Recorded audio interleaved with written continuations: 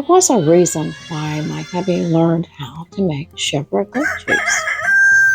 That reason was me. Hello, my friends. Chef Blondie here. I'm going to tell you a little story. If you buy cheese at the store, you get what you get.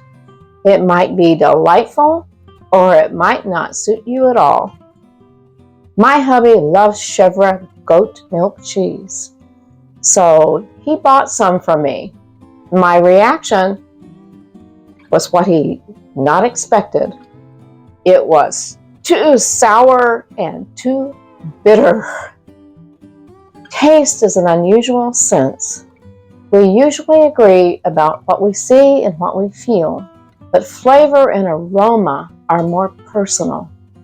So even though we could drink goat milk together, we were divided by store-bought Chèvre. My sweet hubby would never let anything divide us, not even Chèvre.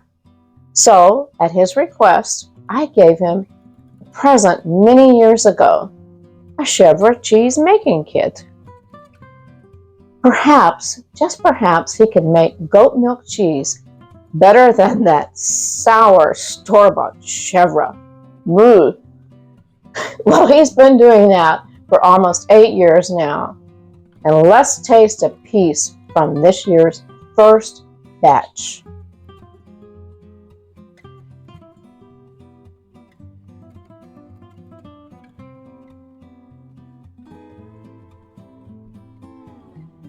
My friends, the flavor is absolutely delicious. And you've really got to give this a try. My goodness, it is wonderful. Happy cooking. My friends, the rest is history. Now, homemade Chèvre is a regular part of our weekly menu. I found Reality Farm, the perfect place where my hubby can go to visit the goats and newborn kids he loves so much. We hope you will come to enjoy making your own Chèvre as much as we do.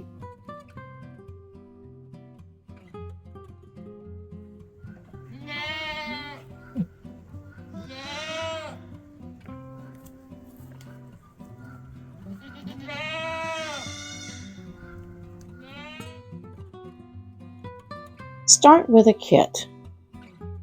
The market is filled with simple, inexpensive cheese-making kits. I selected one and it worked just fine. Since then, hubby has become more confident in his own abilities, and now he purchases all his own supplies. Ultra-pasteurized goat milk just won't work. The use of ultra-pasteurized goat milk can adversely affect development of curds for Chèvre. Measure 1 teaspoon of citric acid into 1 cup of cold water. Filtered or bottled is preferable. Stir to dissolve completely and set aside. Dissolve 1/4 rennet tablet in 1/4 cup of cold water. Filtered or bottled is preferable. Stir to dissolve completely and set aside. Gently pour the milk into the pot. Heat the milk over a medium-low flame, stirring frequently until the milk starts to be very steamy, foamy, and small bubbles have formed along the sides of the pot. If you have a thermometer, the temperature should reach 185 degrees Fahrenheit. It should take around 15 to 20 minutes to heat up. Add the citric acid and water. Stir slowly with a slotted spoon for about 30 seconds. Add the rennet and water. Stir slowly with a slotted spoon for 30 seconds. Turn off the heat. Cover the pot and let it sit for 10 minutes.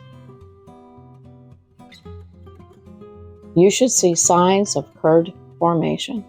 The mass of curds will be surrounded by a clear liquid called whey.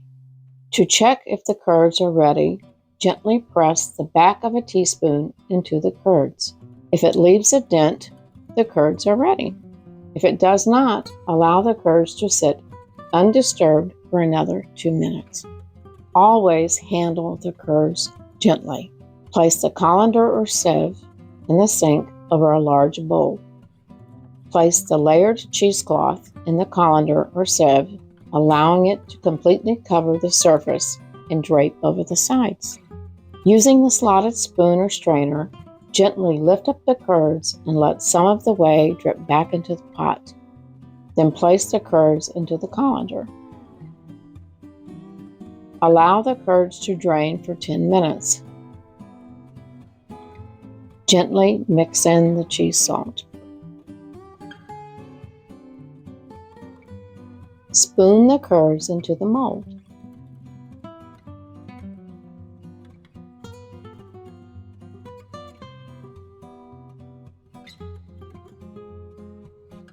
Cover the top of the mold, then put the mold in a small bowl or a small plate and place in the refrigerator until additional whey drains out and the cheese becomes more firm, at least 2 hours.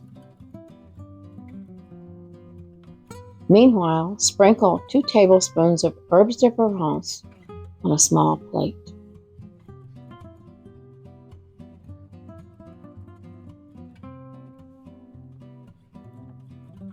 After 2 hours, run a blunt knife around the inside of the mold to loosen the cheese.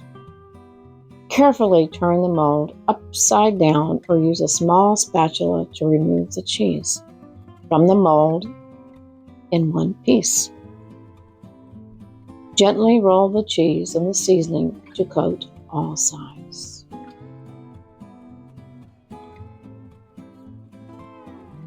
Cheese should be wrapped and placed in the refrigerator, and it should be good for 7 days.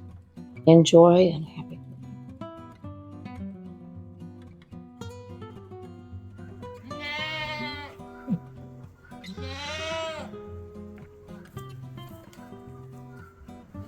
Friends, we at the Test Kitchen have great fun making these how-to cooking videos.